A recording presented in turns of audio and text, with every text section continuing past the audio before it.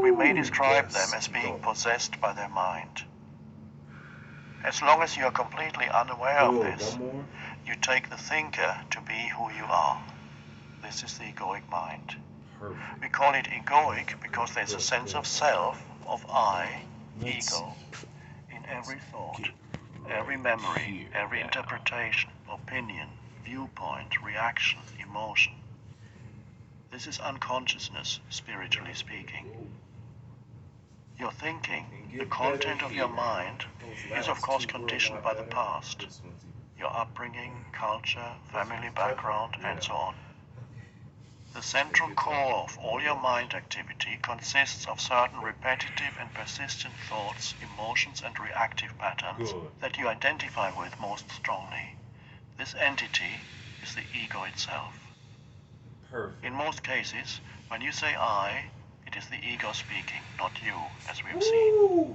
It consists of thought and emotion, of a bundle of memories you identify with as me and my story, of habitual roles you play without knowing it, of collective identifications such as nationality, religion, race, social class, or political allegiance.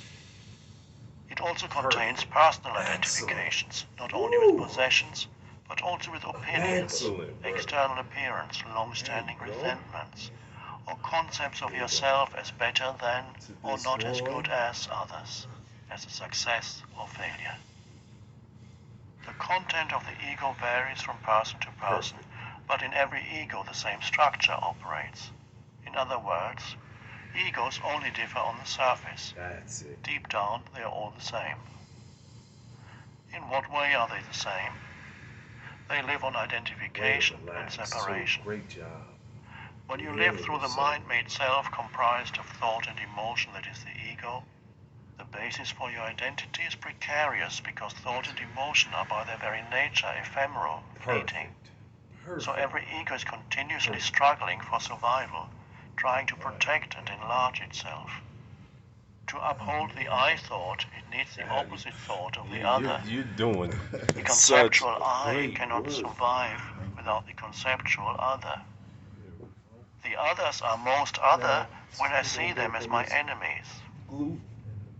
At one end of the scale of this unconscious egoic pattern lies the egoic compulsive habit of fault-finding and complaining about others.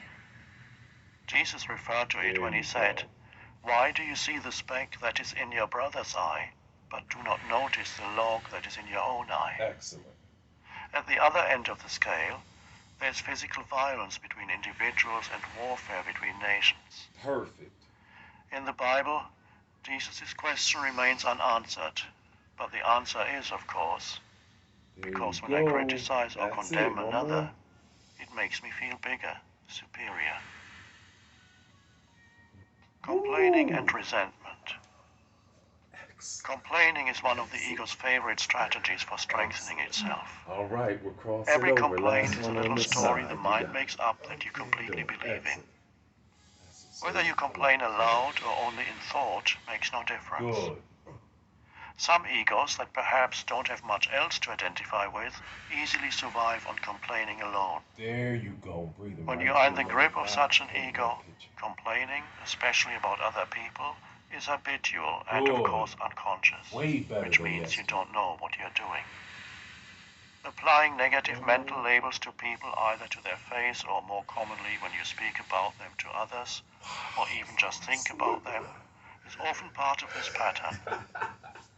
Name-calling is the crudest form of such labeling and of the ego's need to be right and triumph.